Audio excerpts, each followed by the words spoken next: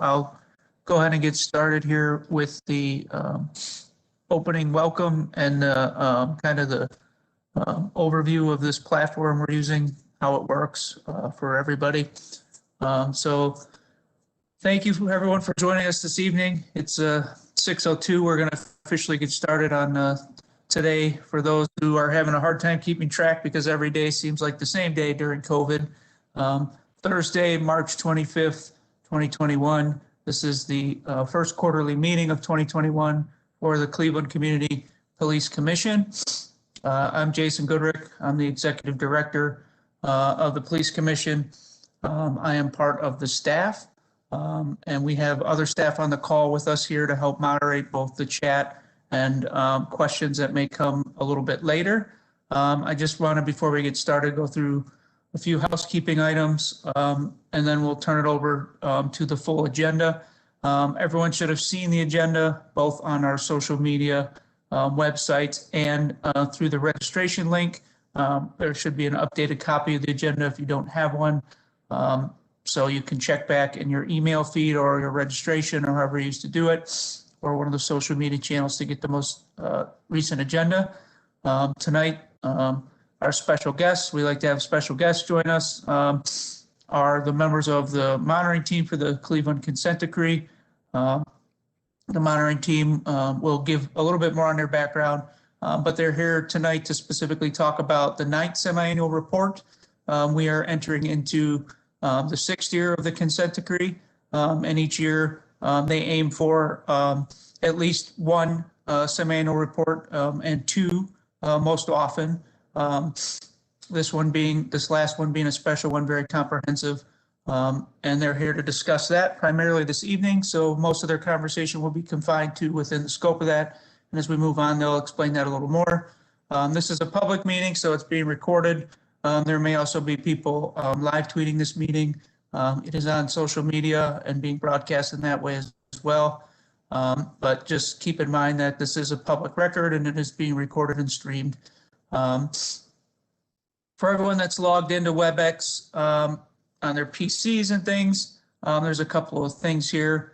If you have any questions or comments during the meetings, there's a raise your hand feature in the PC version of WebEx. You'll see a hand icon. We'll see the hand. It should be next to your name, and we'll call on you when it's the Q&A time. So the microphones will be muted until it is Q&A time, and then we'll go through the questions as quickly as we can based on the best order we can ascertain. You can also type your questions there. We have people monitoring the chat box. If you have the chat box available and you're on a PC, you can type a question or a comment in there at any time. And again, we'll answer those either in real time or we'll read them aloud during the session of Q&A. If you're on by phone and you have a question or comment, when we get to that session, we'll go over this again, but you're going to press *3 to raise your hand, and we'll see that on our end, and we'll call on you to speak with the name you identified or by your number. And when it's time to speak, you press *6 to unmute.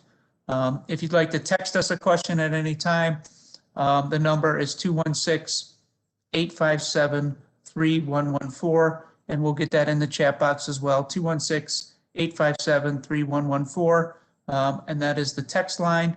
Our community engagement specialist will be able to receive those. So we're going to go ahead now and turn it over to the co-chairs. Since we have the ability to log in here, normally in a live meeting we would do a roll call. We can just go ahead and move along in interest of the agenda here.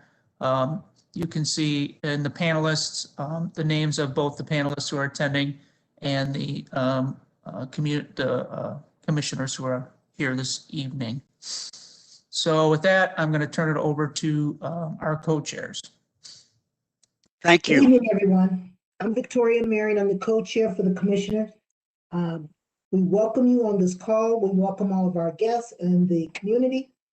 And I realize that COVID-19 is still restricting us, but we are still working just as hard with the charge that we have been given. And my co-chair is Lou. Thank you. Victoria. I'm Louis Katz. Welcome to this quarterly meeting.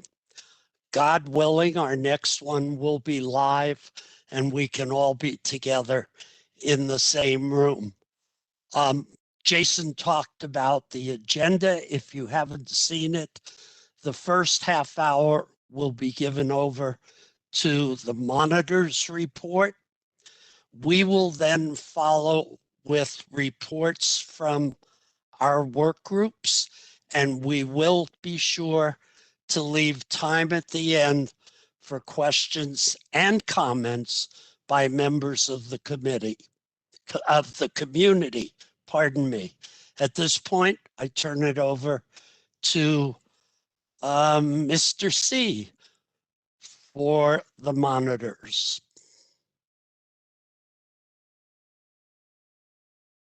You, sir, and greetings to Co-Chair Marion, members of the Commission, CPC staff, valued community members, and fellow monitoring team members.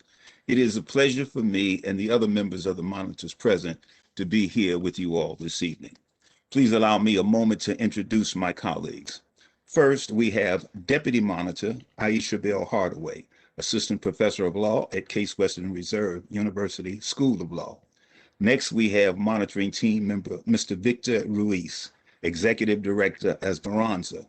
Also with us is Dr. Randolph DuPont, Professor and Clinical Psychologist, Department of Criminology and Criminal Justice School of Urban Affairs and Public Policy, University of Memphis. Joining us a bit later will be Mr. Timothy Tramble, the CEO and President of the St. Luke's Foundation. Tim had an overlapping event, but he is scheduled to join us. As previously explained this evening, the monitoring team will be sharing some highlights of the 9th semi-annual report. This report was done in two parts. One part dealt with CDP's response to the demonstrations between May 30th and June 12th following the murder of George Floyd.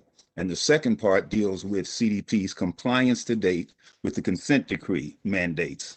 This evening's report deals only with the second part of the report, CDP's compliance progress. For those interested in a more detailed assessment of the report, it is suggested that they download it from the Commission's website to review all of the monitoring team's evaluations by category. The Commission solicited questions from the public regarding the report. Those questions were forwarded to the monitoring team. Some of those questions will be answered in some of the presentations given this evening. Other questions will be answered in writing and sent to the Commission for posting on their website. After the presentations are completed, the team will entertain questions regarding the information that they shared. Dr. DuPont and I will discuss the Mental Health Resource Advisory Committee and the Crisis Intervention Teams of CDP. Victor Ruiz will discuss community engagement, building trust. Professor Hardaway will discuss accountability, use of force, and search and seizure. Tim, when he gets here, will discuss CPOP, community problem-oriented policing, and bias-free policing. Time permitting, I'll come back for a brief overview of transparency and oversight. Without further ado, let us begin. As indicated in the 9th semi-annual report, the city and CDP are responsible for establishing a Mental Health Resource Advisory Committee, which has become known by the acronym MRAC. This committee was to be made up of a variety of mental health services providers: Cleveland Municipal Court's Mental Health Docket, the Ohio Criminal Justice Coordinating Center for Excellence, the Alcohol and Drug Addiction and Mental Health Services Board, known here in the county as the Adams Board, Cuyahoga County Board of Developmental Disabilities, Frontline Services, and other relevant Cuyahoga County mental health organizations, such as advocacy organizations, persons with lived experiences, homeless service providers, area hospitals, and others interested from the community. These groups were to work collaboratively to build trust between the police, the community, the mental health service providers to help identify problems and develop solutions to design solutions to improve outcomes for individuals in crisis when they encounter the police. Toward that end, the MRAC committee has done some extensive work utilizing the remarkable talents of a broad spectrum of volunteers and paid staff from across Cuyahoga County, to address the mandates of the consent decree. CDP's crisis intervention teams represent one of the offshoots of the hundreds of hours of work put in by the staff and volunteers of the MRAC Collaborative. As a monitor, I've observed firsthand on the street CIT officers interacting with persons in distress. I have witnessed the application of de-escalation protocols, active listening techniques, and the utilizations of patience as a response to potential confrontation. Once on the street, I observed officers talk with the person for 40 minutes until he calmed down. The matter was resolved to all parties' satisfaction. I've asked Dr. DuPont if he'd highlight some of the work of MRAC and the CIT officers. Dr. DuPont, if you would please, sir. Thank you, Charles. And I think that I should add that how appreciative we all are of the kind of volunteer time that people have given to work with MRAC and to help bring about change to the Cleveland area. It's been impressive. It's taken many, many hours, and most of them are doing it without any compensation. So I think that really is, those individuals deserve a good deal of thanks for their sense of civic duty and civic pride, which is what again I want to highlight. Let me talk a little bit, if I could, just briefly about some of the accomplishments and what's been happening and what we still have to do. The main thing I think that would be worth focusing on is that MRAC started by with Judge Gallagher heading up a committee to review and to change the policy that the Cleveland Police had in regards to mental health and substance abuse responses to individuals struggling with mental health and substance abuse issues. It was a very impressive policy. It is one that has been used by other departments in the nation now. I'm impressed with the fact that it focuses on a number of things that were key, including the fact that they really got EMS much more involved in it than had been previously. There's a lot of clarity and agreement on that, and EMS has been very cooperative, and the number of EMS calls have gone up dramatically since the beginning of the consent decree, and we're really, again, very excited about seeing that. In addition to that, what I think has been impressive to me is the flexibility shown on the part of the police department. They have been willing to do things that I haven't found other departments necessarily willing to do, to allow for the fact that individuals have different needs. Obviously, the EMS system is one of them. When an individual needs to go through to be brought from one place to another by an ambulance, that's always a very positive thing. In addition to that, though, they've also been very flexible in their policies for when people do not always need handcuffs and when they do. So it's, again, very impressive to me that those things have happened. The policies themselves have started to be implemented over time, and that many, as happens in many consent decrees, the policies have been implemented even before they were formally brought to the training by the police department. So it's been a very something that's been worth monitoring, and we're seeing data, the results in the data that I'll talk to you about. One of the things that was done right after the policy development was to realize that we needed better data collection. The department itself realized that it needed better information systems, and that's been a big focus. And that recently, within the past year, has come into full fruition, and we're really seeing some of the things that we wanted to be able to analyze much more closely. So we're getting reports now from what's called the QI committee that's based on a work that was done to establish the minimum data requirements needed on every single event to know what's happening and to tell us a lot about the demographics and the individuals who are involved. But it's done more than that. It's allowed us to also look and identify individuals that might be at high risk, and to be able to look and see what kind of solutions can the community participate in to help bring a better result. And that's been impressive to me, that we're seeing the kind of cooperation between the police department, between the providers, between those that bring expertise based on their lived experience in order to resolve situations that could be potentially challenging, but that so far have been resolved very successfully. And we do this in part because they're able to analyze the data and look at repeat visits and where things are not being resolved. And we're also able to analyze the data and look where there's connections to the mental health system. So I'm very excited about that as well. Part of what I think is worthy of note also is the fact that they've spent a great deal of time, MRAC spent a great deal of time, along with the Cleveland Police Department, on training issues. We've had some very impressive results in that front. People have volunteered time again that have great expertise in the community. We really need to thank them for their involvement without charge to the Cleveland Police Department. It would be an underestimation to tell you that on average, we're looking at people that donate as much as $30,000 and $40,000 worth of time to the police department in order to have better training for the officers. The officers seem very appreciative. We're getting good feedback from the officers that the training is relevant, that it's changing their behavior. And we're excited to see this moving its way into the data that we're getting, where we're finding very, very low arrest rates, extremely low. And that's important because there are national studies that suggest that the arrest rate could run as high as 20% in encounters between individuals with behavior problems and those that are encountering the police. However, what we're finding in Cleveland is that rate is running extremely low. It's running in the area of around 2%, which is a really impressive result. And I frankly think it's going to go even lower because we found out that there's data that is not being collected on incidents that do not require an intervention. And yet those, I think, should count also in terms of assessing the arrest rate. That's very exciting. What the QI committee has done as a result is to be able to take that same data and identify high-risk situations in which there's calls to the same facility over and over again, or the same household, in which there needs to be a better solution. And then what I'm finding is happening is that there's a meeting of those in the police department and those that are providers to figure out what's a better strategy so that situation will not continue to become one of risk and one that'll only become better. I know I'm very positive on what's been happening, and I think that's a fair thing to say, because the monitoring team has regarded this as one of their most successful ventures, and I'm pleased that that is the case. I think, though, that a couple of things obviously need to be mentioned that are left. We're in the middle of our specialized police training program. What that is that that's going to give us a broader reach. I've been impressed that Cleveland has spent a great deal of money on co-responder teams that are doing a good job at interfacing with those officers that are part of the crisis intervention teams. And what I think is going to happen is that we're going to see even a broader reach, so that every incident that occurs will have that level of expertise responding to it. And I think that's something that's worthy of note. That's still in the works. It's going to be, there's a big push to complete a lot of that this year and next year. And then after that, what we're going to be looking at is trying to look more closely at the outcome measures. I should mention that also the use of force seems to be extremely low, as it's happened with crisis intervention teams throughout the country, where there's good data that they really do a very good job of minimizing the use of force.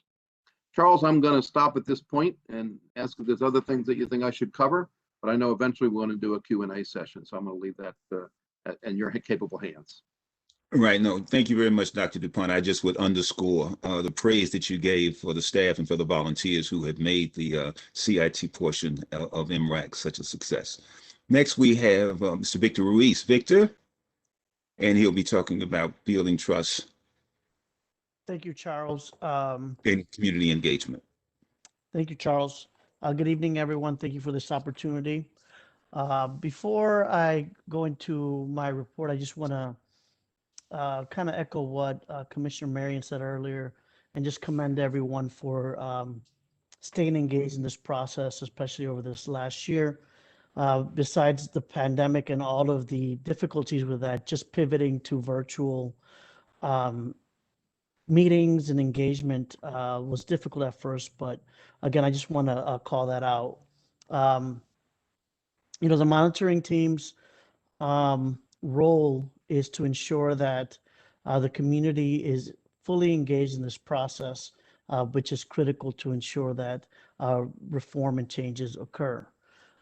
So we also commend both the CPC and the CDP for their efforts. You have the semi-annual report in front of you, so I'm not going to go into a lot of details, but we'll bring up we'll talk about some highlights. And I know that, Charles said earlier that this will only focus on the second part, but I want to make a brief comment on the protest response, which is that a lot of that information relied heavily on community feedback in the form of a survey. So again, just another example as to why being engaged in this process as community members is so important. Few other things, the primary paragraph that talks about the CDP, the Cleveland Division of Police's role in community engagement is paragraph 14, which says, which calls for the creation of formal and informal mechanisms that facilitate communication between CDP and the many Cleveland communities that it serves. We found that there still has to be a lot of work done in this area. so that the CDP needs to make more meaningful progress towards creating the type of community engagement that is needed, including with the district policing committees. The district policing committees are another mechanism in which the community is engaged, and there still needs to be a lot more work done to ensure that it's in compliance with the consent decree. Our next semi-annual report will focus on the district policing committees. We also talked about the CPC and the work that it's doing, and we found that in most areas it's in partial or general compliance. There are two key themes that I just wanted to stress as it relates to community engagement.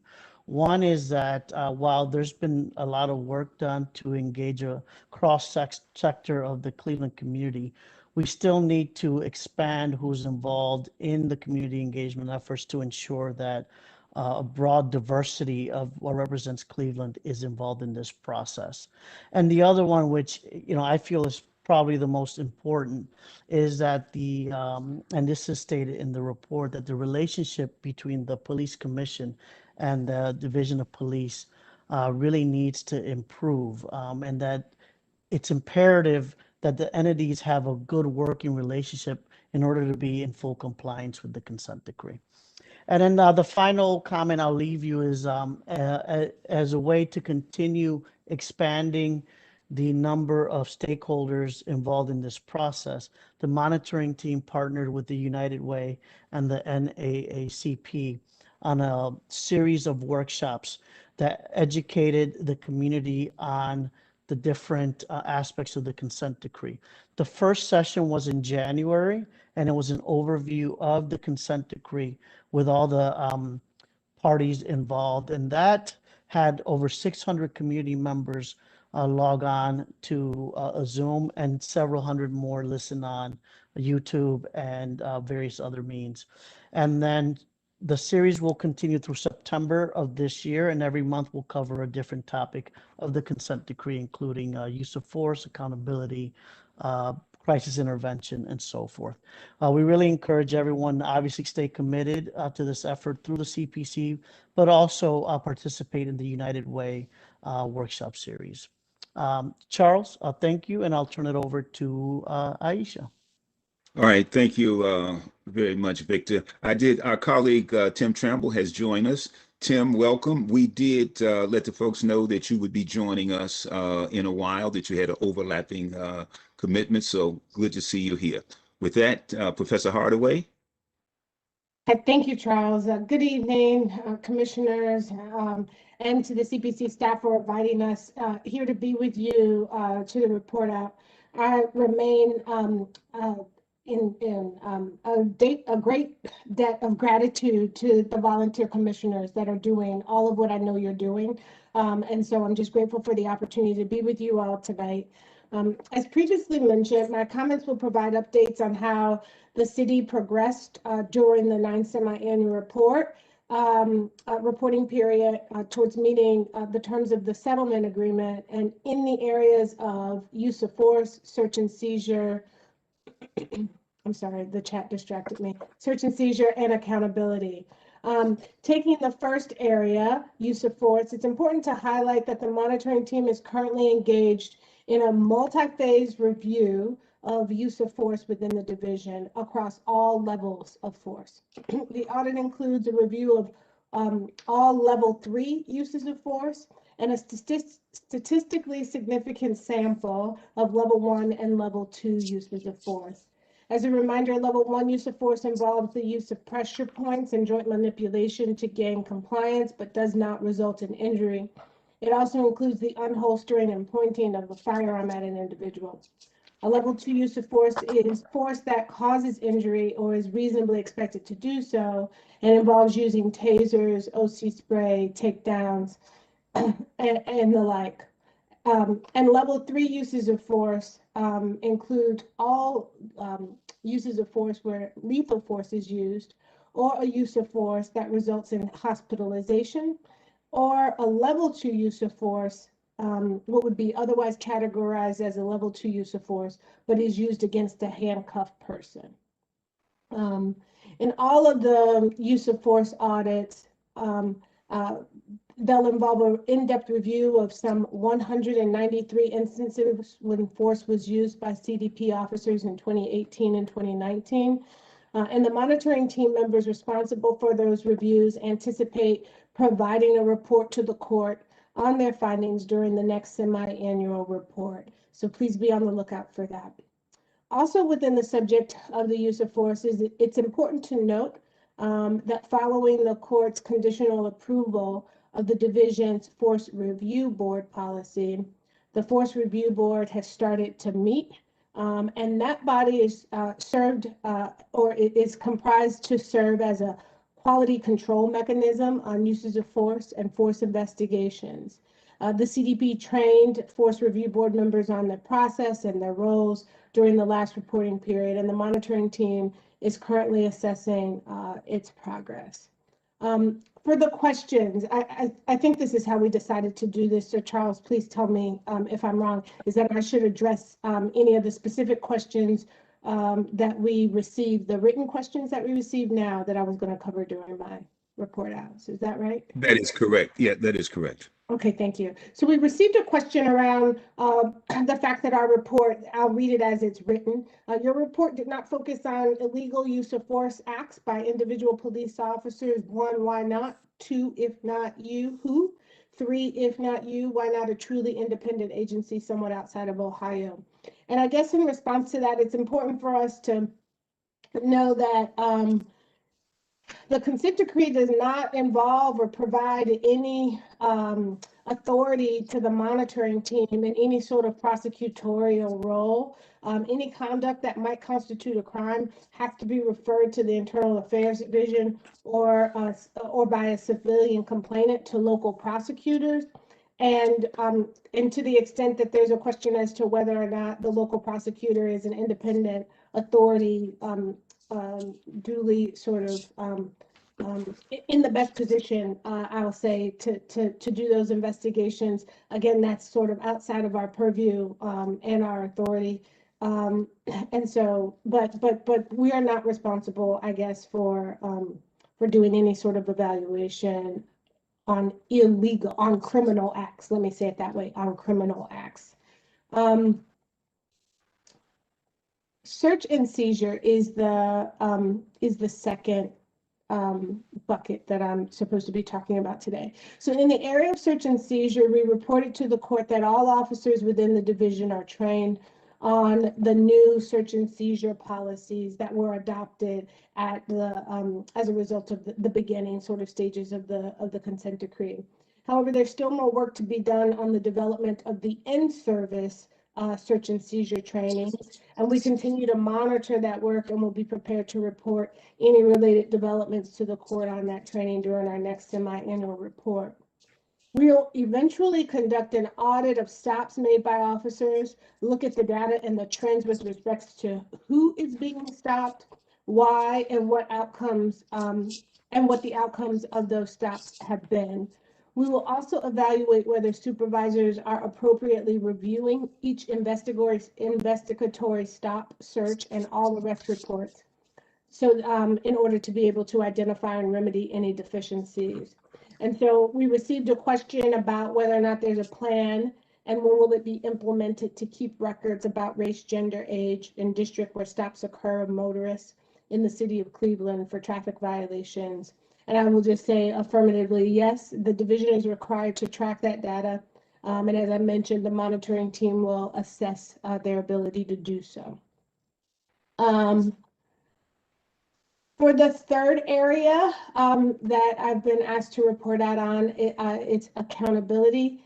And I'll just do those, I'm conscious of the time. I'll just do those really quickly. There's 3 buckets to cover in accountability: IA, OPS, and the PRB. So the monitoring team's assessment of the Internal Affairs Division involved alerting the court to our upcoming preliminary audit of IA investigations. in order to understand and assess the quality and timeliness of those investigations. You're going to see a theme here because we are sort of in the auditing phase of this consent decree. So for the IA, I would say look out for our next report on our assessment of the preliminary audit for the internal affairs investigations.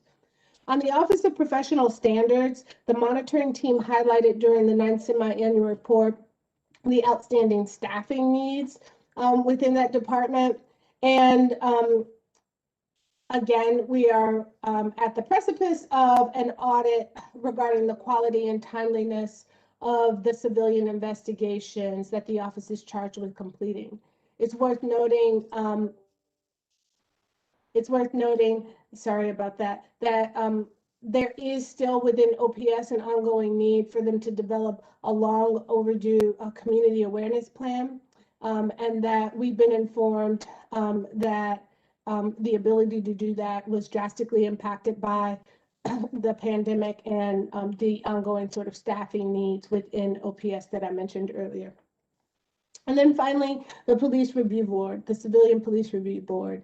You'll notice, again, that theme. The monitoring team is going to do a qualitative and quantitative assessment of a random sampling of PRB decisions in order to understand and provide the court with a comprehensive update about the PRB's handling a hearing and decision-making around the cases that come before them. And so at that point, I think I've answered all of the questions that were assigned to me, and I will turn it over then to my colleague, if it's okay, Tim Tramble. Yes, right. Thank you very much, Professor Hardaway. Tim Tramble, you're up. And again, I don't think we can underscore enough the appreciation we have for all of the volunteer participations, particularly the commission. Tim, you're going to tell us about CPOP and bias-free and community policing. Tim, I think you're muted.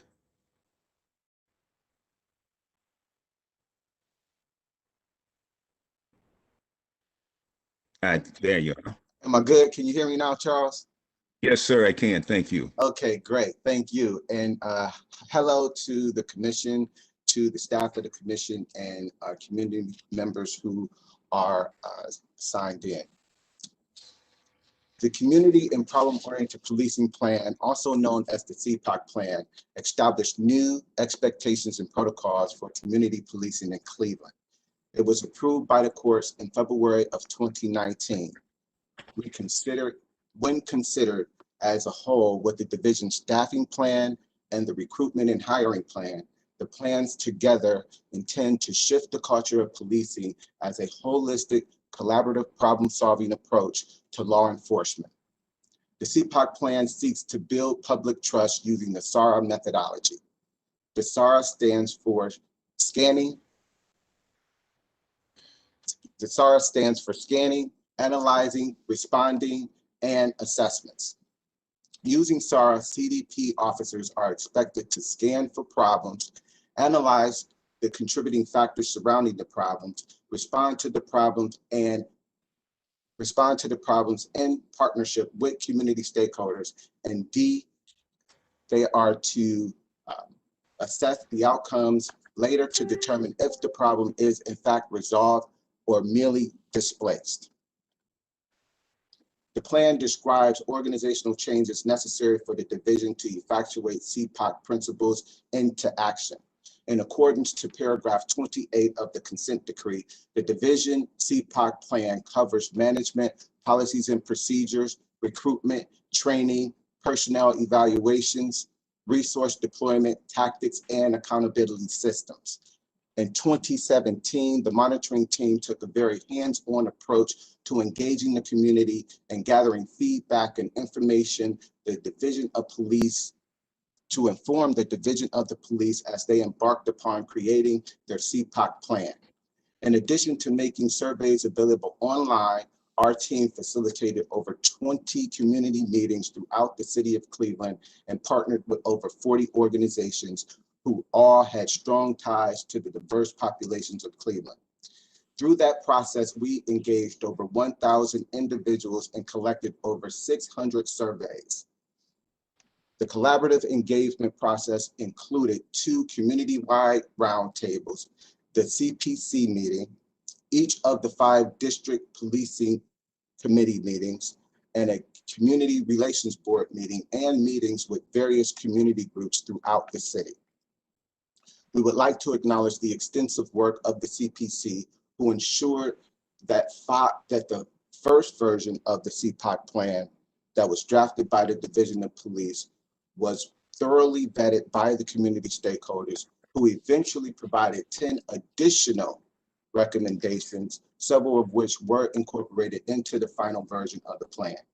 You can find the court-approved CPOC plan along with all other policies produced as a result of the consent decree under the resource tab of our website at clevelandpolicemonitor.net.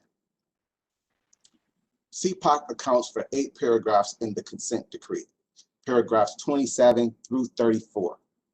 In the 9th semi-annual report of the monitoring team, the division received ratings of partial compliance for all but 2 paragraphs pertaining to CPOC. The evaluation of the requirements associated with quality of life and geographic awareness were deferred. The Division of Police is still working to develop a comprehensive district awareness training. We acknowledge Commissioner LaToya Logan for providing key cultural competence training support to Johnny Johnson, who is leading this effort for the Division of Police. The division continues to be non-compliant with paragraph 34, calling for the creation of a publicly available community policing report broken out by district to be produced annually and posted on its website. That concludes my report for the community and problem-oriented policing. I will now speak to bias-free policing. Under the consent decree, specifically the paragraph 36, the Cleveland Division of Police bias-free policing principles must integrate into the division's management, policies and procedures, job descriptions, recruitment, training, personnel evaluations, resource deployment, tactics, and accountability systems.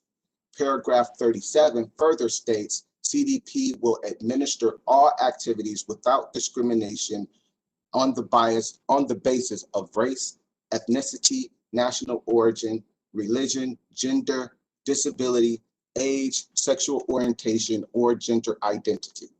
In February of 2018, the monitoring team filed with the U.S. District Court the motion to approve the Cleveland Division of Police bias-free policing policy.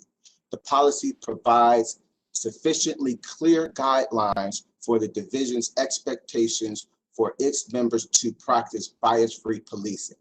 The plan incorporates the principles of procedural justice in policing and police-civilian interactions and protocols to report bias-based policing. The policy advances equitable and bias-free policing policies that, if followed and sustained, will support both the division and the communities of Cleveland. There are 10 paragraphs in the consent decree outlining bias-free policing requirements. The Division of Police met operational compliance for paragraph 38, which calls for the creation of the bias-free policing policy. It met partial compliance for 6 of the 10 paragraphs, paragraphs 35 through 37, 39, 40, and 44. The evaluation was deferred for the remaining 3 paragraphs dealing with bias-free policing training and data analysis. However, the initial bias-free policing training has been completed by all division personnel. The Division of Police is in process of revising its annual in-service training for bias-free policing, among other unmet training requirements. The division will need to increase its training capacity in order to make substantial progress in the development of the training curricula that is adequate in quality, quantity, and type and scope. That concludes my report. Thank you. Thank you very much, Tim. Thank you. Great. Jason, we had indicated that we would entertain questions as it related to the information that was reported on by the team. I'd like to remind you all that there are 118 pages in the semi-annual report. Again, this has been some brief highlights. For those interested in a categorical evaluation for the monitoring team, please download the report and you can get it at the website, the CPC website. Jason, I'll come back to you and see how you'd like to proceed. All right, Charles. Well, thank you to you and the other members of the monitoring team here. We'll start while the team's ramping up to see if anyone has any questions about the presentation. So we're going to try and stay in those lanes about the information that was sent out. There is one in the chat box here, and it's directed to Dr. DuPont. I heard Dr. DuPont mention a discussion of data, including identifying the frequency of calls at certain locations. How has this changed during the past year as many shelters reduce capacity and place people in hotels? Do hotels housing previous shelter residents show similar frequency of 911 calls to that of shelters? And this is a data-based question, so we understand if you don't have this data readily available that we can. I think in the past years, Charles, we've tried to also get any data that is requested, and we'll send that out later through our social media, et cetera. Yes. Jason, yeah, I'd like to comment. First of all, I just want to thank Larry Heller for that question. He's done a lot of volunteer work with the MRAC and deserves a great deal of credit. I know he has a special interest in the struggles of those that are homeless.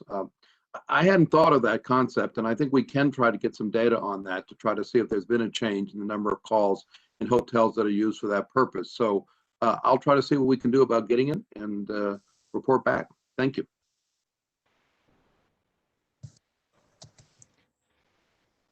All right, and just a reminder, if people in the audience have a question, they can raise their hands. And let's see, I'm scrolling through the list now, and I do not see any hands, but okay, we have one there. And let me see if I can unmute Jennifer Blakeney. Let's see if I have controls. There we go. I think you All got right, it. she's live now. Or I did. Hi, thank you, everyone. And yeah, my question was specifically for Mr. Ruiz and your comment about the relationship with the CDP and the CPC, and that was failing. And I know that's been an issue all along. Just wondering what recommendations the monitoring team has to improve that, and where the chief and the director of public safety are involved in making sure that's a better, improved relationship. Thank you for the question. I'll answer to the best of my ability. If my colleagues need to chime in, welcome them. But the relationship between the CPC and CDP, we've been very open for many years about how the need for that, for there to be good working relationships for the good of the work. In terms of specific recommendations, I'm not prepared to really talk about that right now. What I would just say is that open and regular communication is critical, and also as in any kind of reform effort, there has to be an aligned vision and also compromise. I'm not saying one side over the other hasn't tried to do anything, and we've had a lot of conversations amongst ourselves. But we just continue to encourage and really demand that both sides really come align their work so that we can all really get to the reform we want to see. Aisha, Charles, Tim, anything that you would like to add to that? No, I think that's sufficient. Thank you so much, Victor. Thanks, Aisha. I concur. Just as you did point out, there is, particularly on the part of the monitoring team, vigorous encouragement to the two entities to do their best to align with a vision that improves policing in the Cleveland community. Thank you. I think we have Miss Samaria Rice is up next. If we can unmute Samaria Rice. Yes, thank you. Nice to see everybody. I just wanted to, I guess, bring awareness, a few things that I have discussed with some of the monitors already. What I feel, and I don't know how many people are have heard this or know that I'm advocating for this with other community groups in the community, is that I think that the consent decree needs to be amended, because what I do know, it is not strong enough.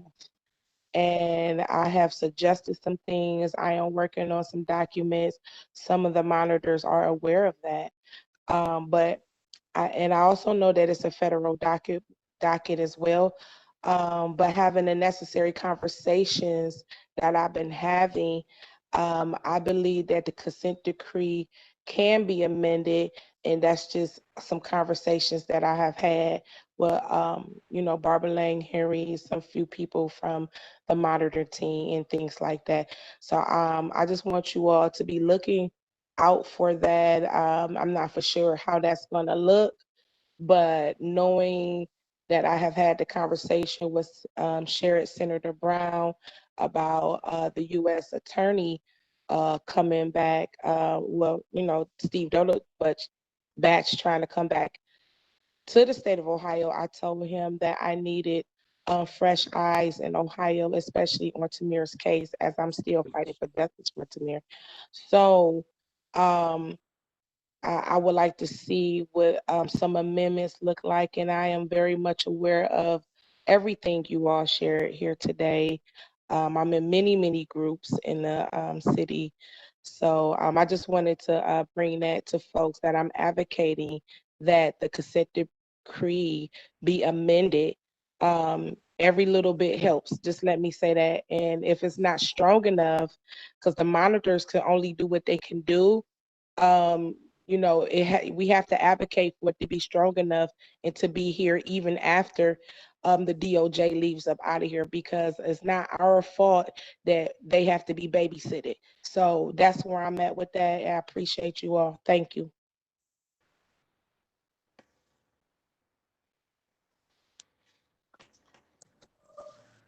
All right, Charles, there wasn't a question in there, but I'll give you a moment if anyone from the team wants to acknowledge or respond to that.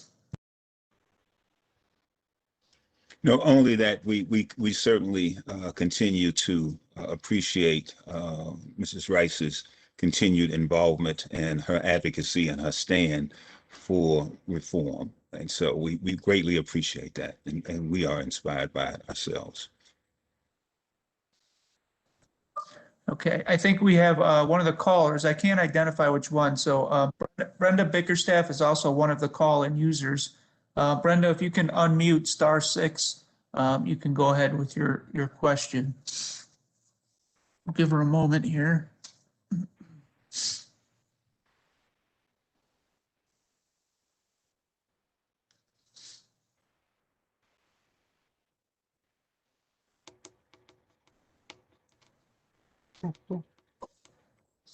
And Brenda, *6 will unmute you.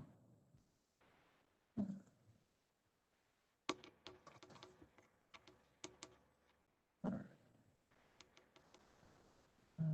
does say call-in user 8 is speaking, but we can't hear you. Let's see if I can.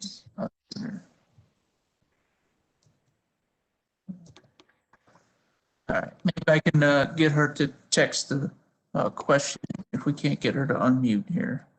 So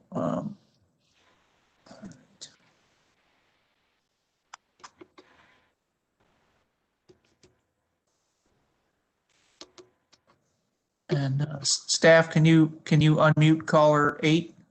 Are you able to do that? Can't do it from, there we go. Brenda, try it now.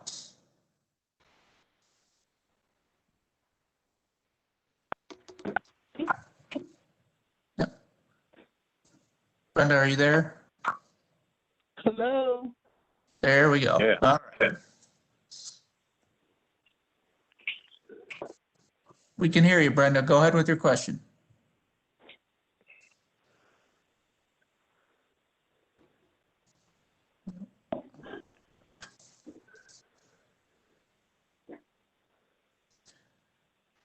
No, I apologize. It looks like for whatever reason we can't hear her. I heard her for one brief minute say hello, and then we lost her again here. I will have her text the question. And I apologize to others.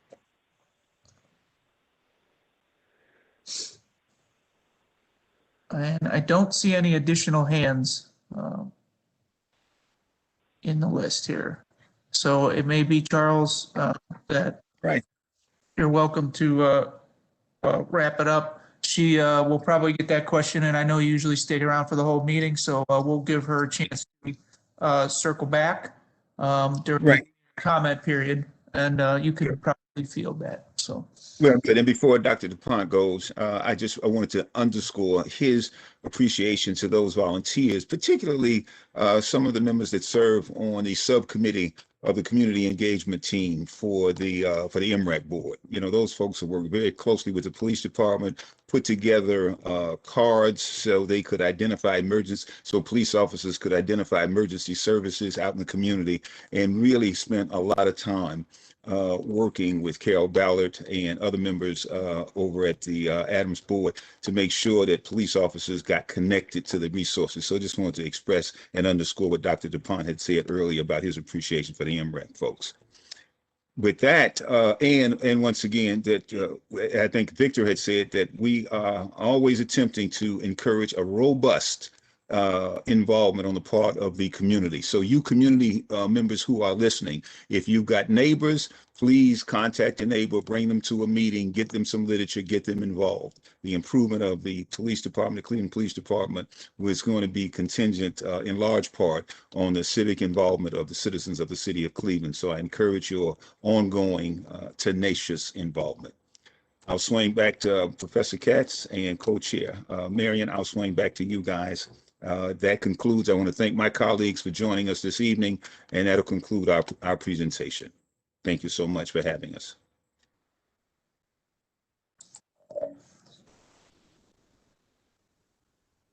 Professor, we can't hear you, sir.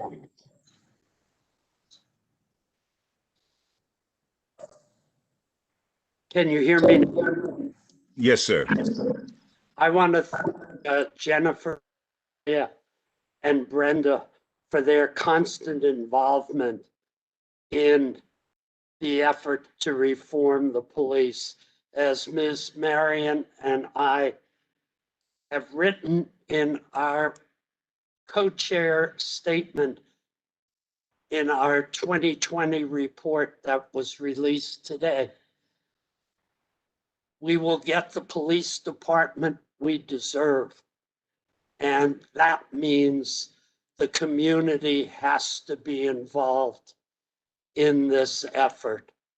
And we thank the people who are here and who are constantly involved, as Jennifer, Samaria, and Brenda have been. At this point in the program, we're going to move on to reports from our work groups. As most of you know, the commission does its work through work groups, and we are going to present very short expositions about how we see what's going on at this point in these areas. Commissioner Friedman could not be with us tonight, so Jason in his place will give a short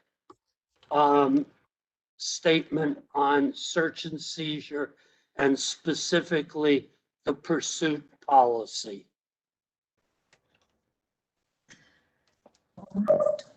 All right. So search and seizure is getting some feedback here. Is everybody muted? All right. So Gordon Friedman, who is in his second term, is the commissioner who typically runs our search and seizure work group. Search and seizure consists of things like use of force, bias-free policing, stops and approaches, Miranda rights, those particular things. A couple of fine points there. In the division's review schedule, there will be some opportunity to tweak some of those search and seizure policies over the next 3 to 4 months as we move into the summer. So we will be doing some work on making some suggestions to tweak policies like the search and seizure things, which would be Miranda rights and things that I mentioned previously, stops and approaches, Miranda rights, things of that nature. If you've been paying attention to the news, pursuits have been heavily talked about in the last week or so. As many community members are already aware, when this commission was seated in late 2019, there was an immediate tragedy in the city with the loss of Tamia Chapman. And one of the first things this commission did was host a listening session related to the community's feelings about pursuits and that particular incident, the loss of Tamia, an innocent bystander, 13-year-old girl, just outside the borders as a result of a Cleveland police pursuit. Subsequently, after we had the listening session, Gordon got the group together and we made recommendations to the Division of Police on improving the pursuit policy, which was created in 2015. 2015 was the year of the consent decree. The pursuit policy was adopted about a month before the consent decree was officially signed. So this would have been the first community CPC involved recommendation to that. The CPC did not exist in 2015 when the pursuit policy was revised. Overall, the work group ascertained that it is a good policy and it was a good attempt to bring it forward, but it's been 5 years and it's time to take another look. We are not the only organization that made recommendations. The Inspector General, around the same time we did, gave quite a comprehensive report to the Chief of Police internally, also advising improvements to that policy. City Council recently did a look into that. You may have seen the past 2 weeks, there's been some activity from City Council. They held a special hearing. And the monitoring team in 2018 also commented on the pursuit policy in their 2018 officers focus group for that their officers would like to also see some improvement to that policy, some tweaks made. So several sources are calling for that. It is up for review in October again, where we will, through Gordon's work group, make an effort to have the recommendations made, particularly with improving the policy and then making sure that there is comprehensive training moving forward, which was one of the work group, the CPC work group's recommendations, doing our best to advocate for those things. So October is when it's up. I imagine it'll stay a conversation. And if the community has any interest in that, please give us a call, an email to info@clecpc.org, and we'll keep you updated on what's going on with both the search and seizure work and the pursuit work as we go into the spring and summer months. Thank you, Jason. As many people know, the commission has been requesting the Tamia Chapman police report since February of 2020. It is 13 months later, and we have not received it yet. We will continue to request it. I would now like to turn the meeting over to Commissioner Harriet Hadley for her report on community and problem-oriented policing work group. Thank you, Lou. Hello, everyone. I'm Commissioner Hadley, and I am the chair of the Community Problem-Oriented Policing, also known as CPOP work group. CPOP is a lot more than just a community policing. It is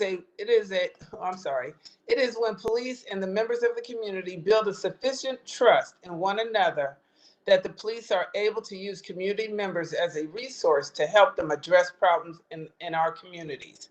CPOP is mandated by the 2015 consent decree and is in progress of being implemented. The CPOP work group will be a key part of assessing the implementation. Right now, the work group is helping to inform Cleveland citizens about the details of what really is involved with CPOP and its implementation. To this end, we have now regularly had district commanders and other officers attend the work groups at our meetings. This provides needed space for members of the community and the officers who serve to interact and ask specific questions about the ongoing police reform process. These meetings have been productive, been helpful in furthering the goal of citizens and officers' cooperation that is essential to the city of Cleveland. Cleveland's implementing CPOP. We look forward to building a better relationship even further. We invite all interested community members to our work group meetings, which are held on the third Thursday of every month from 5 to 7 o'clock. And I thank you very much for your time and joining us this evening. Thank you, Lou. Thank you, Harriet. And now I'd like to call on Commissioner LaToya Logan for her report on accountability. And Lou, LaToya had to exit for a moment. She did ask to mention, it's in the chat as well, to encourage community members to attend the accountability work group on Tuesday, April 13th at 4 p.m. Accountability covers areas such as officer discipline, officer training. It's very holistic about accountability as far as preventative, as well as on the end where all the way up to discussing internal affairs and how officers who get into disciplinary problems are handled. So the meeting for that is Tuesday, April 13th at 4 p.m. Thank you. I'd like to tell you now about our newest work group, and that's called Law Enforcement Affiliates. That's a long word, a long name for something that's much simpler. There are 3 parts to this, and the work group is working on part 1, which I'd like to tell you about briefly. In the city of Cleveland, there are 9 private police departments licensed by statute, Ohio statute, such as Cleveland Metropolitan Housing, Cleveland Metropolitan School District, University Circle, the 2 major universities on the east side of Cleveland, Case Western Reserve and Cleveland State, and Cleveland Clinic Foundation. I don't think I got all 9.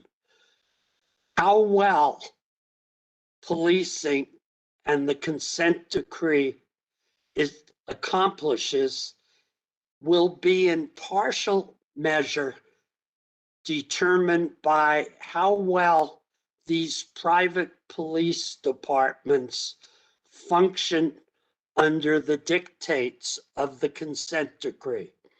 In 2008, the police division entered into an amendment to the memorandum of understanding with each of these 9 private police departments, requiring them to train all of their officers in basic areas of the consent decree, or alternatively to send their officers to CPD training sessions. The memorandum of agreement also requires each of the police divisions to create independent complaint bureaus pertaining to the work of the private police departments. Our work group is just in its beginning stages. This month, we spent some time on Cleveland Metropolitan Housing and the shooting of Arthur Keith. We had the director of the Boys and Girls Club located at King Kennedy Center where the shooting took place, present to us his views on that shooting and also the quality of policing there. Next month, we are going to focus on University Circle and Case Western Reserve's private police departments. Our group will meet on the 3rd Monday of each month from 4 until 5:30. It will be open and we welcome anyone who wishes to join. Thank you. At this point, I'd like to introduce Commissioner Dr. Megan Testa, who is the chair of the Officer Wellness Work Group. Is Commissioner Testa present? Yeah, I'm here. Did I unmute? Did I do that right? Okay. We have a work group which is focused on officer wellness. I'll just keep it really short and simple. We're a group of psychiatrists, social workers. We have people with EAP experience, and our goal is to help the officers and review the wellness policy of the Cleveland Division of Police, and then just make any recommendations we can to help them improve their program. We're still just learning about everything that they offer. We don't know about everything that's offered. We've heard from Sergeant Dawson and are very impressed with her and her programs. But I think when it comes to the well-being of the officers, we should always want to do even more. So we're in the process of developing like a needs assessment to try to learn from the officers how they feel about their programs. Do they even know about them? What do they feel they need? What are they willing to engage in? And we're in the process of just finding some ways to collaborate with the stakeholders and do this all together as a group. So I'm hopeful and that we're going to help some officers, and we're just going to keep doing what we're doing and working to make progress. All right. Thank you, Megan. Megan, Finally, could you give them the time of our meeting?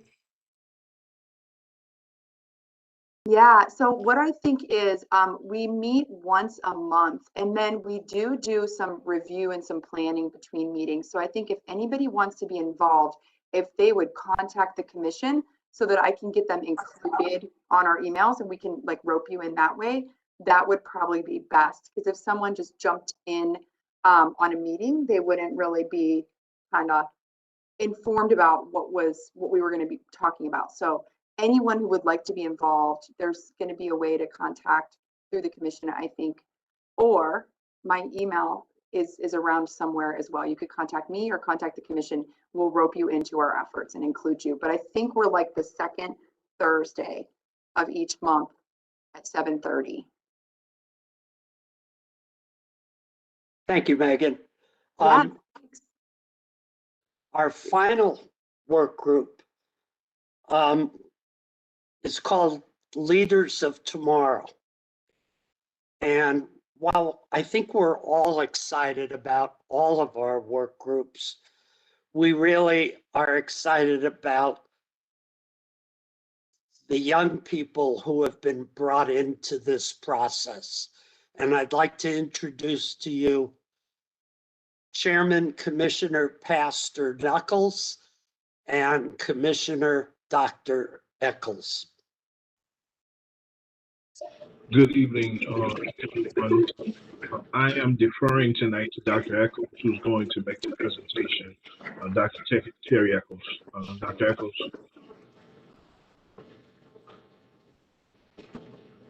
Okay. Good afternoon. Good evening, everyone. Thank you, Reverend Knuckles. I appreciate it. Right, everybody can hear me. So as Lou had mentioned, Commissioner Katz had mentioned he was excited about a new work group. Well, we're excited about a new one as well. And so we talked about it, and it's called Leaders of Tomorrow. So recently, the CPC commissioners collaborated to create a young adult work group known as Leaders of Tomorrow. And the idea was to provide a cohort for young adults to become actively engaged in the community and to become potential future policymakers, lawmakers, community and social justice advocates.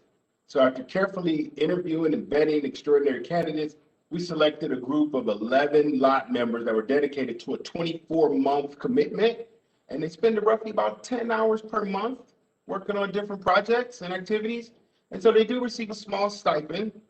But the members of the commission that were dedicated to making this possible were Commissioner Knuckles, myself, Professor Katz, Harriet Hadley, and Sherman Leon. We want to especially thank Chief Tracy Martin Thompson for her enthusiastic support of this initiative. And so the lot members immediately jumped right in, and they started participating in a variety of programming, such as attending meetings with the CPC work groups, the Urban League, the NAACP, DPC meetings, United Way, consent decree monthly meetings. The members have already been paired with mentors from the CPC commissioners, as we understand that in order for them to be successful, they must have continued membership and guidance along the way. So we've also developed a learning module curriculum that helps them to develop a foundation for group dynamics, which allows them to operate in elevated spaces with policymakers, for example.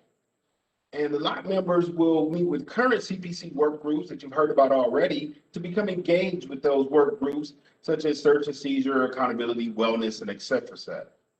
And so now I just want to have two guest lot speakers that want to come and kind of tell you a little bit about what they've done so far. They just jumped right in and took the bull by the horn. So Sarah, I don't know if I can turn it over to you for either Samantha Montanez or Ivan Conrad, so they can kind of discuss their brief experience with us thus far and learn about their particular undertakings and activities. Sarah?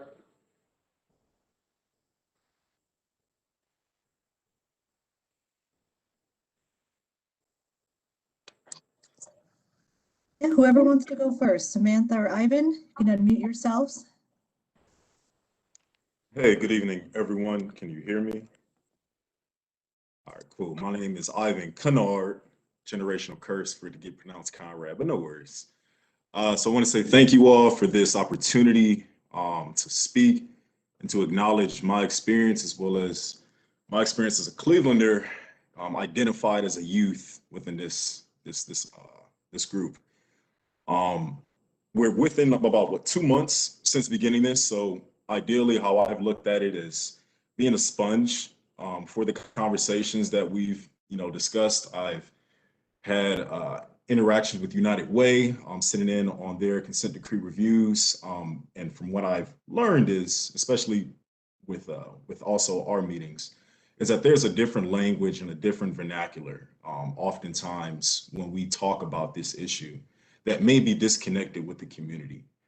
So even with the function of our positions with Leaders of Tomorrow, how do we transition that communication, or how do we be more inclusive with decision making, not just from a top down perspective, which we're so used to, but from bottom up. So a little bit about myself. From Cleveland, went to Morehouse undergrad, as you can see behind me. love that college, and I'm currently at Case Western Reserve in the Mandel School studying social work and nonprofit organizing. So this issue is very close to my heart from interacting with police officers from a young age, all being negative, even a couple weeks ago being negative, but we won't belabor any anecdotes at the moment. But how can I somewhat channel this energy or even uplift voices with other energetic, quote unquote, youth, if that's how we're identifying it, to then uplift, their voices and once again have that dialogue, even with that disconnect of language. So yeah, that's what I have for my report out. Still learning, looking forward to seeing how I may be able to apply my skills and also build further connections. Almost forgot, Commissioner Katz also reached out with a project to actually survey some of the students and faculty members here on campus and our interaction with police officers. So that's something that I'm looking forward to working on. So thank you all once again. Good evening, everyone. I don't know if you can all hear me, but I really hope that you can. My name is Samantha Montanez, and I'm also a young adult, which is very weird to say, part of the LOT work group. Just as Ivan, I've been in many community meetings. I have attended some of our work group meetings. I have attended some of the consent decree meetings with United Way, CPOP meetings, our monthly meetings, and also with just being a community member who is involved in the nonprofit sector as well in Cleveland. I also attend those meetings. And so I have just been listening in onto the different needs and desires and wants of our community members around the city of Cleveland, and not just in one focused demographic or community, but throughout the whole city. So it's been very interesting, such as Ivan said, to just hear the language and the dialogue and hear what's being said from community members and to listen to what they want out of our police department and what they want from even our policymakers and our local officials. A little bit about me as well. I am a current graduate student online at Ohio University studying law, justice, and culture. I got my undergraduate degree from Capital University in criminology, sociology, and psychology. So, such as Ivan, this is very important to me, looking at crime and society and how that impacts not only the fabric of our communities, but the individual on a more micro level. And so all of these meetings have been very important to me, district meetings, and getting to really understand what our community needs and what does our city need. I'm a part of Young Latino Network, which is a nonprofit. And so I get to see that from a different lens and see what the Latinx community needs, and also a statewide organization. So I get to see what Ohio needs in general to, where to make comparisons. So it's been a lot of fun, and just hoping to make change and create policy or impact it some way with our young minds. So thank you. And that's all I have for my report. Thank you, Samantha, and thank you, Ivan. I hope you understand why we're excited about our Leaders of Tomorrow group. In fact, as Ivan mentioned, he and another young leader, Judy Cusack, will help the outside affiliates work group begin to understand the issues of bias-free policing in University Circle and at Case Western Reserve University on Monday, April 19th, when we assess their impact on the consent decree. There you have our reports on our work groups. We tried to move as fast as we could to save as much time to hear from the community. And so I'll turn it over to the staff to present the questions, if you will.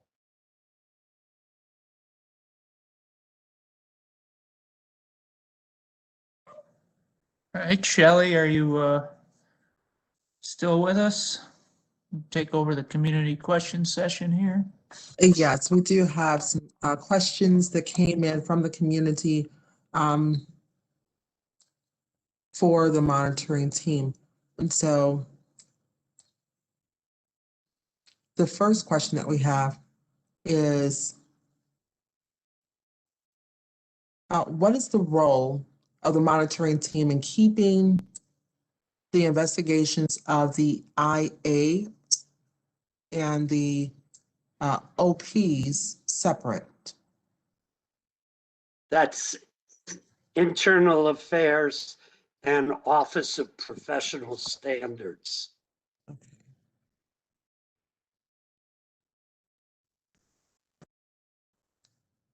And can the monitoring team respond to that question? It's from Mr. Dave Lima. I would ask, this is Charles C., member of the local monitoring team. I would ask that that question be emailed to us because it is a specific answer and it requires, I think, a legal answer. And our Aisha Bell Hardaway, who works closely with both of those segments of the police department, had to leave us, but she would respond directly to that. And I don't want to give a bifurcated response to it. I think it deserves the legal answer consistent with the question. Okay, then we will get that response and have it to Mr. Lima when you guys get it to us. Thank you. Certainly, thank you. And thank Mr. Lima for his question.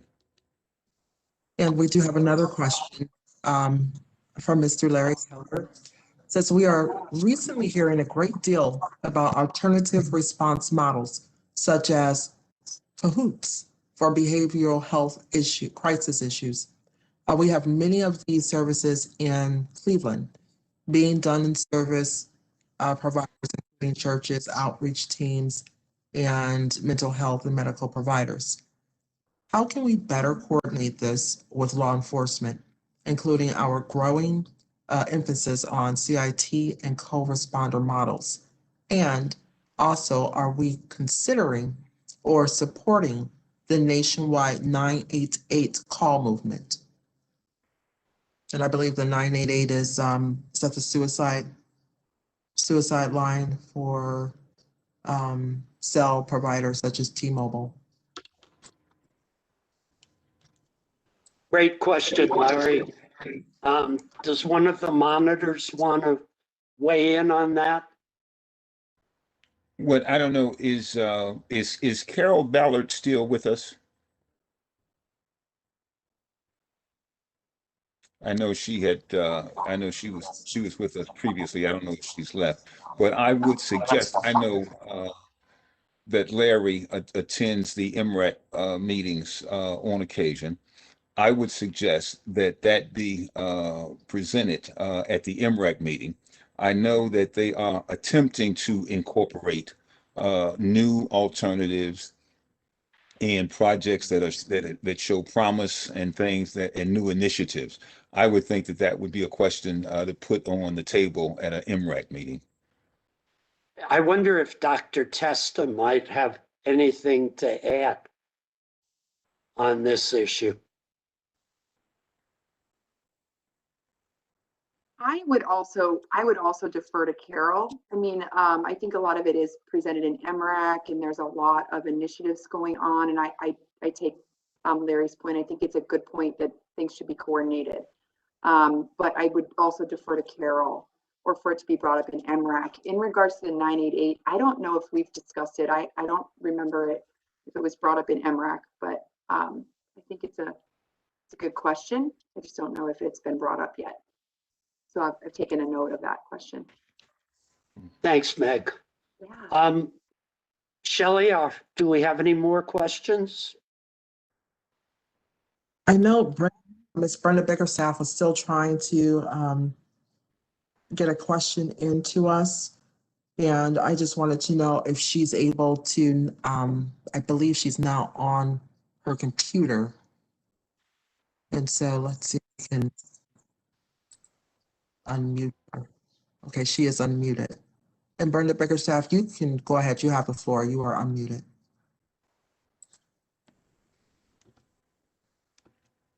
Okay, can you hear me? Yes, we can hear you now. You can hear me? Yes.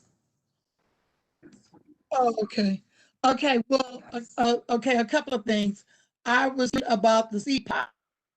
So I want to know what happened to the information that myself, Ms. Rice, and Ms. Kirkman, we did a revision of the CPOP, which was 7.5 pages. And we also did a press release on it over a year or so ago. So what happened to that information that we turned into the commission, and we gave a copy of it to the monitors?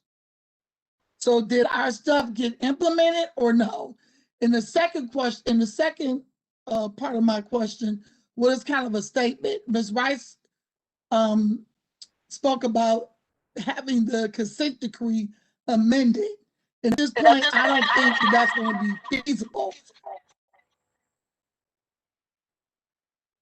Can you hear me?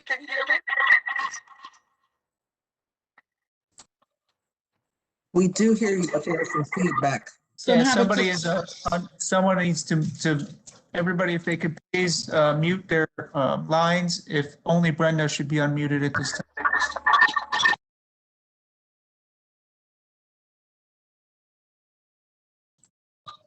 Okay, Brenda, you can continue. Hello. Yes, you can continue. You have the floor. Okay. Okay. She mentioned about the consent decree getting it amended. At this point, I don't think that's going to happen, only because it's already been implemented with the judge. And the consent decree, and this is why it's very important, and a lot of people don't understand it. The consent decree basically is serving as a guide between the city and the community, which when the consent decree was written, the consent decree, and I agree with her on this, it's very vague. And the consent decree, the way it's written up, is like the police is confused about what they need to do within the way the consent decree is written. And that's a problem. That's a big problem. And it has been a struggle for them and for us to understand what the consent decree wants. I understand what it's saying, but the way it's set up and the wording is very vague.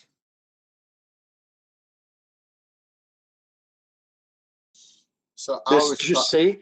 Oh, yeah, this is Tim Tramble. I'll respond to the CPOC since I covered that in the report. And what I tried to do in the report is outline specifically what the consent decree required of the division to include in CPOC, right? And I stated all of the areas that was required.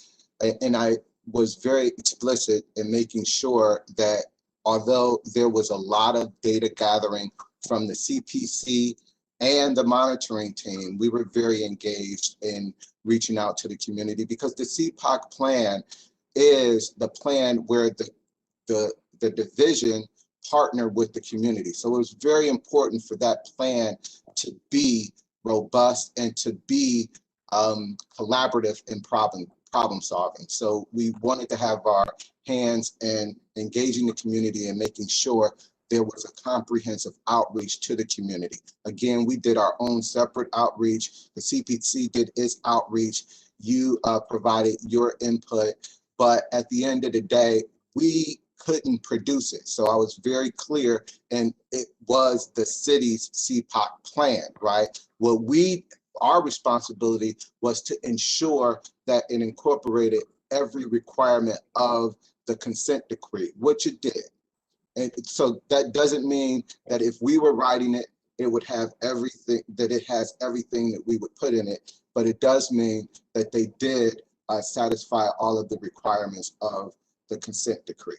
Charles, would you like to add anything more? I got a question.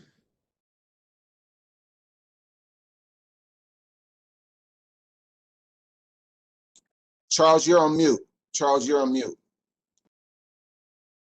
I'm sorry. Yeah, the only thing I'd add, Tim, would simply be, I know that some of the things that the community did suggest did get incorporated. I can't specifically say line 8, line 9, etc., but I do know there was a robust, as Ms. Bickerstaff indicated, they did an excellent job. Those recommendations were given, and some of those were incorporated into the CPOP plan. Brenda, did you have a follow-up question? Yeah, I did. I mean, my issue is I would be very disappointed that what we put is not in there. I know he said he doesn't know what exactly was put in there, but we spent 8 weeks at the Cleveland Police Commission office on Perkins, meeting for like an hour to 2 hours to give suggestions on what is needed in the safety plan. Now I understand why Ms. Rice said that consent decree needs to be amended. It needs to be amended so our voices can be heard. Because as you know, our biggest complaint is that the families of the people that were affected, which is 93 people, are not included in this process with the consent decree. It's not. That consent decree is vague, it's very vague, and it's a requirement. He just indicated, the gentleman just said, they have to follow the requirements. So if the requirements is very vague, then what does it need to have the consent decree? Because it doesn't have enough meat. And the judge is not enforcing the rules in his own order like he should.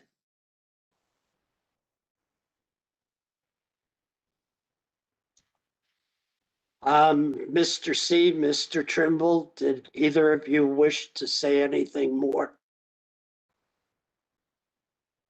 Charles, I'll just say really quickly, I definitely don't want to defend the consent decree, but one of the things that I try to impress upon community members is realizing how much your efforts and work, I don't want you to get the sense that your efforts and your work is in vain. There are a lot of policies and procedures as a result of the consent decree. All you have to do is go on the monitor's website and look at all of the work that has been done by the CPC, by the Division of the Police, by the monitoring team, by the community, that if not for those items, if not for the change in the policies, there have been firings that have been a result of the change in policies that you guys have done. So I hear you loud and clear, Ms. Bickerstaff, but I do like to reinforce to the community that there has been a lot changed in the bias-free policing policy, the CPOC policy.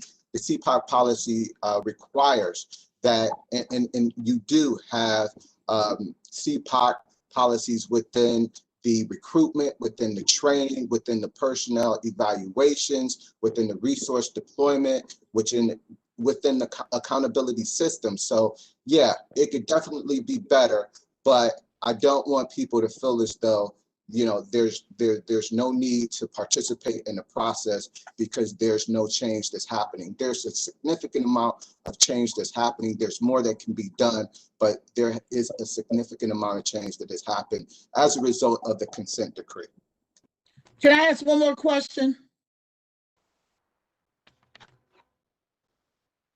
Go ahead, Brenda. Okay, I want to just ask this question. What are the repercussions and the sanctions or any jail time that the law department would face if the consent decree, if the information in the consent decree is not followed, if the order is not followed by Judge Oliver? What is the sanctions? Is it jail? Is it a fine? Or what is it? Is it a reprimand or what is it? What is the sanctions? Because I really didn't see any sanctions in the consent decree. Because I'm just being honest. If they don't do what they're supposed to do, like they don't cooperate with the Cleveland Police Commission, I believe they should go to jail. I'm just being honest. And I don't see that in the consent decree. The consent decree, if I might, Mr. Chairman. Please, go ahead. Yeah, The consent decree is a court order. And like Right. any other court order, if those who are impacted by it don't follow the court order, there is a continuum of sanctions that the judge can impose, which include all of the ones that you mentioned: fine, reprimand, incarceration. It depends on how long that they remain out of compliance with the court order. So yes, there is a continuum of sanctions that the court can impose, and it's my impression will impose. They just cannot disregard doing what the consent decree calls for. I don't think that the court will allow that. Okay. Thank you. Thank you, Mr. C. And thank you, Brenda, for your questions. Shelley, are there any more? There was a question or a participant who had a question earlier and was unable to use the raised hand. Is Nancy Jones still with us? If we have Yes, I am. Nancy, okay, you may go with your question. Oh, no, I just had a general question because I'm a retired teacher and I did a little bit of research, not much, on police and school district partnerships. And that was a few years back. And there seemed to be a lot of models out there that were relatively successful in building trust and bonds between students and the police department through various programming. And I didn't know if anything like that has happened yet, but it seems to me that that would be a great opportunity to utilize what is basically a captive audience of students to try and, put together some type of programming that could grow and could potentially be a very good vehicle for building trust within the community and helping police to have empathy and develop empathy towards young African-American children. So I was wondering if there's anything like that, and what do you guys think of it? I think that's a great idea. I think we can transmit that idea to the division. And will you please get in touch with the commission? And if you have any information to add to what you've just said, please send it over to us and we will then communicate it to the division. Thank you very much, Ms. Jones. Oh, thank you. How would you like me to communicate with you? Through, I don't know, some email, or what would you like me to? Who should I communicate that to?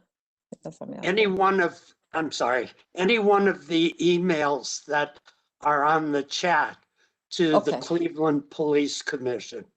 Okay. Jay Thank you. Goodrick at Cleveland CPC, L. Katz at Cleveland CPC. Any one of us, please. Okay, thank you very much.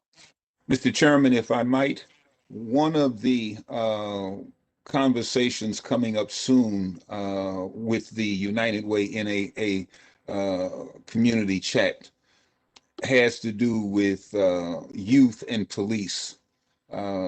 Gabriella Celeste has been very involved with the police department in an attempt to get them to be more sensitive to the way they interact with youth in the community. And she is working, her and other colleagues are working with the police department around some training that deals with youth and police encounters. I would suggest that that the caller go on the United Way website and check out when the series of youth and police conversation is coming up over for the community. Thank you, Charles. You're welcome, sir. Shelley, are there any more questions or There comments? is Commissioner Katz, from Daphne Carr, and this is in regard to Operation Legend. She's wondering if there's a report back of the status of Operation Legend forces in Cleveland. The U.S. Attorney's Office said the program was over, but we've been seeing Operation Legend mentioned in regards to arrests and carjackings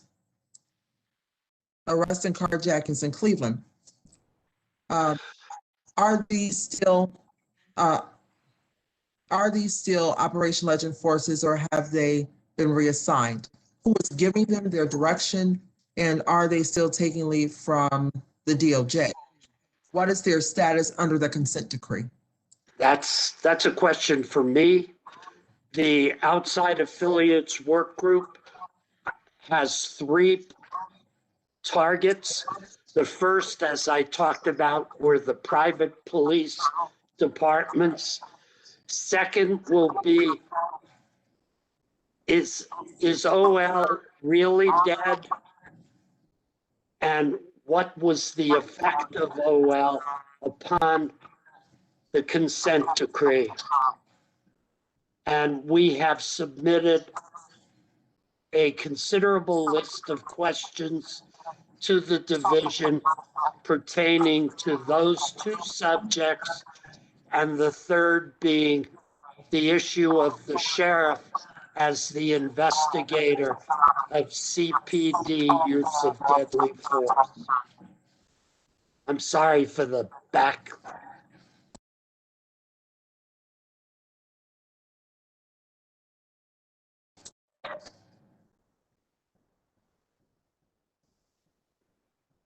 Ms. Carr can pursue this subject with me through my CPC email, and I'll be glad to talk with you more and invite you to join our discussion of that subject when we get to it.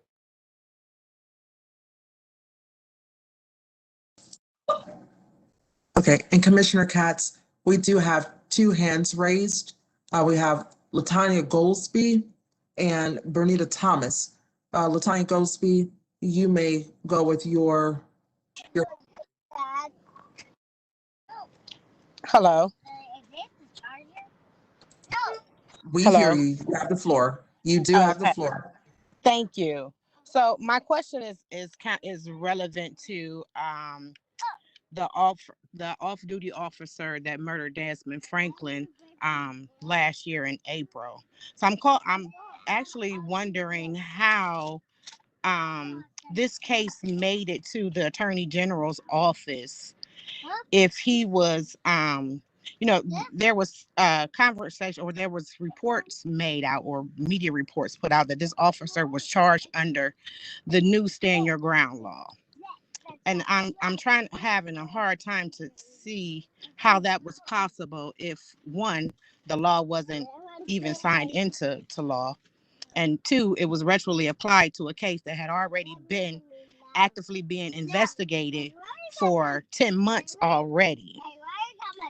But yet they claim that because this officer was working out of capacity of his employment status, which is on duty as an officer, that there was no type of violations or penalties or anything like that involved. I want to know, is the commission and the monitor team looking into this case?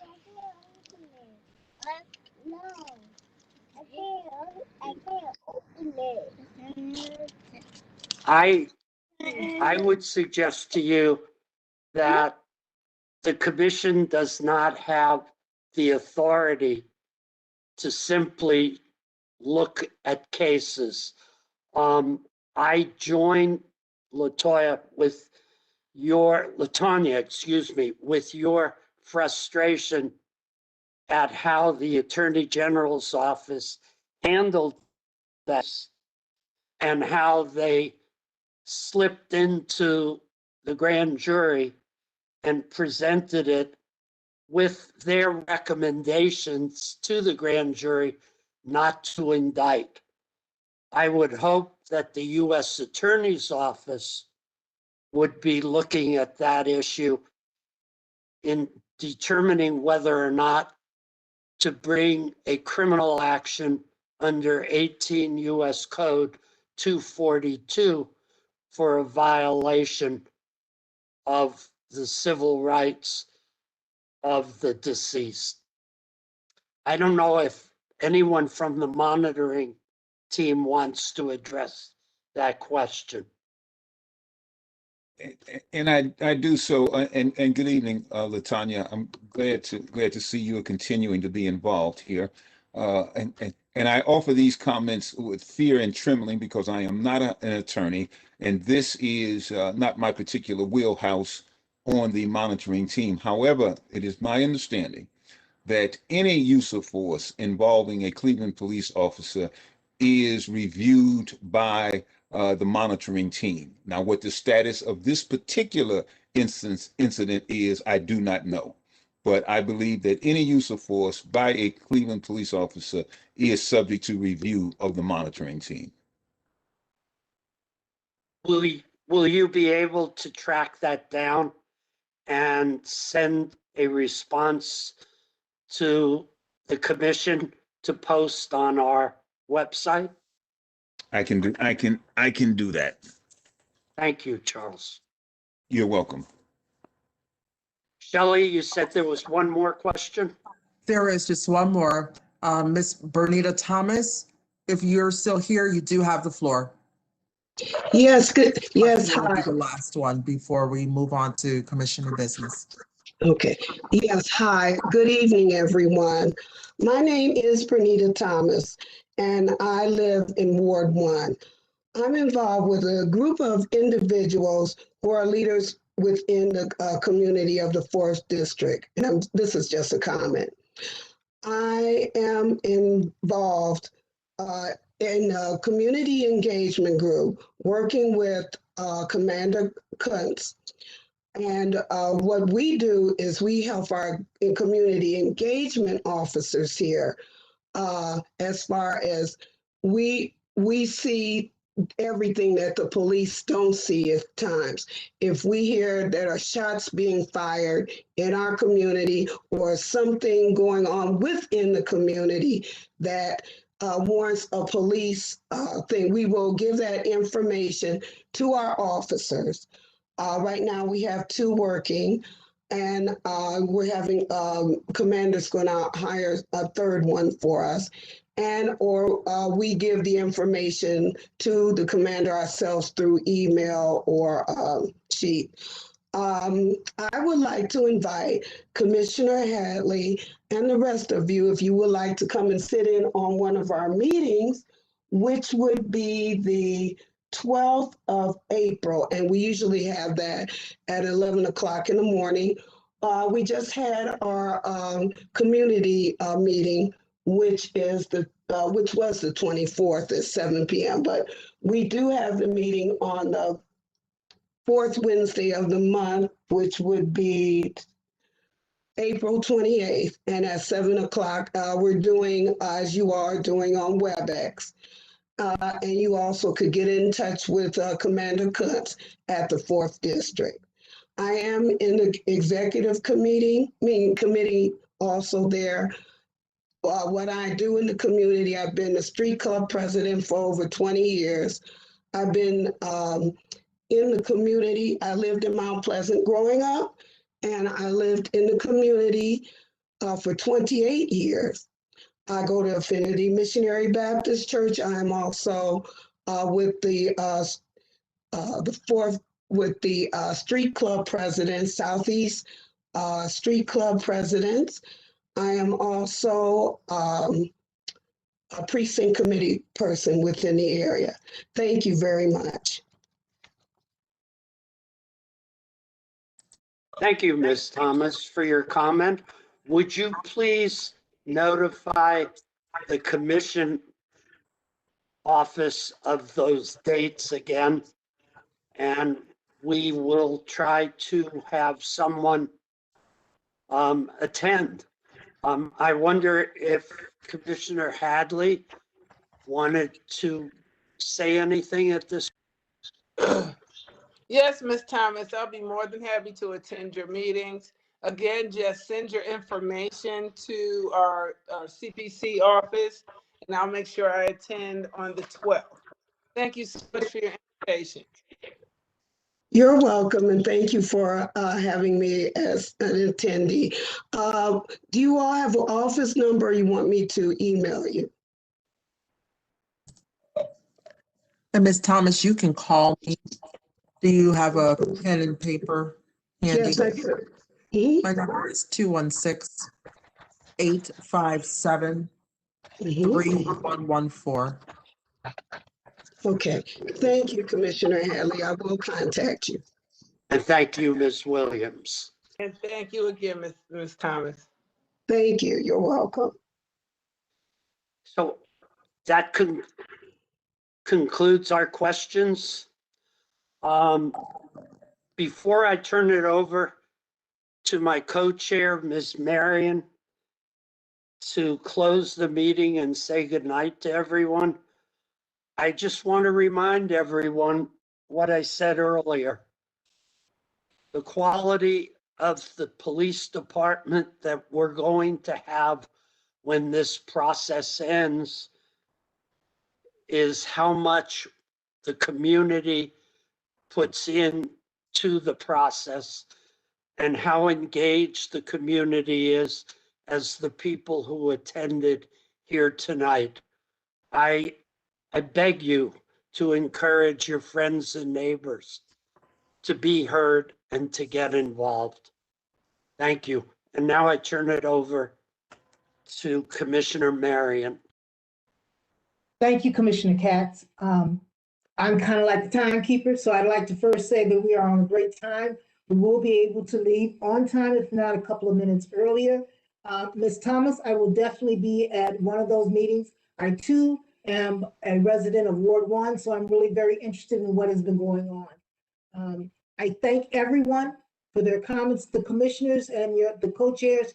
Thank you so very much. Again, thank you to the monitoring team to be our guests. If there are no other questions, we will end with good night. And just a quick point to the co-chairs. If we still have a quorum, we have to do a quick vote on the approval of the meeting minutes. The public is welcome to conclude their evening if they'd like or stick around for the vote. But I'm just going to do a quick scan here to make sure we have a quorum. We need 7 commissioners here to do that. It'll only take a moment if I still have them on the line. Trying to pull up. So it looks like we have 1, 2, 3, 4. We may not have enough here. Jason, we do have enough commissioners. There are more than 7 commissioners on. All right, so we have a quorum. So Lou, if you want to just real quick call for a vote, or Victoria call for a vote to approve the outstanding meeting minutes that were sent via email from the last quarterly meetings. I believe there's 3 of them. We have someone from the commissioners. I make a motion to accept the minutes. That was Harry, I think. Do we have a second? A second. Okay, Reverend. It was Dr. Echols' second.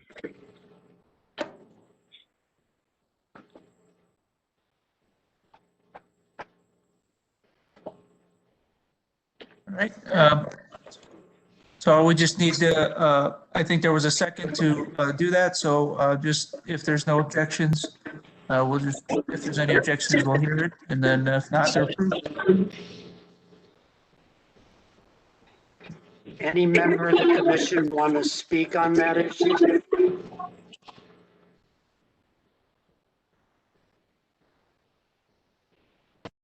Okay, all in favor, please indicate by saying aye. Aye. Aye. Aye. Any nays? The motion carries.